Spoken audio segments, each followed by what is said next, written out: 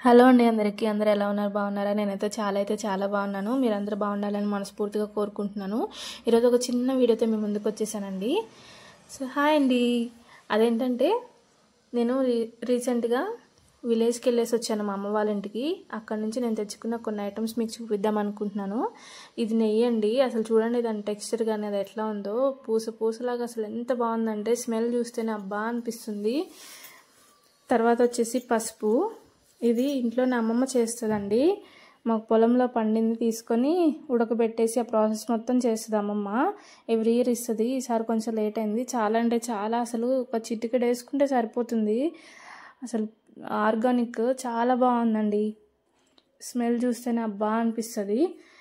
So ఈ పసుపు, అట్లనే కొన్ని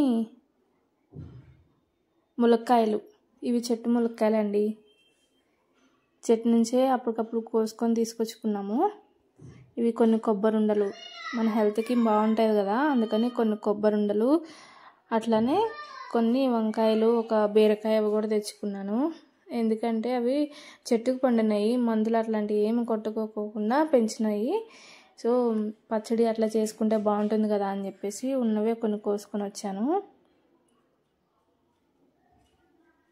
నాకైతే ఇట్లా ఆర్గానిక్వి తీసుకోవడం అంటే చాలా ఇష్టం అండి. ఇవి వచ్చేసి పల్లీలు ఉండలు, మనకి ఐరన్కి చాలా మంచిది. సో చాలా నచ్చుతాయి ఇవి నాకు, పల్లీలు ఉండలు కానీ కొబ్బరి ఉండలు కానీ. ఇవైతే మాకు సంగం డైరీ ఇవ్వండి స్వీట్స్. దూద్ పేడ ఒకటి, అట్లానే ఇంకో స్వీట్ తీసుకొని వచ్చాను. ఇవైతే అమ్మమ్మ చేసి పంపిందండి. మినుములు ఇట్లా ఇసిరి పప్పులా చేసి పంపింది. ఇవే నేను యూజ్ చేసుకుంటాను. పొట్టు మినపప్పువే నాకు చాలా ఇష్టము.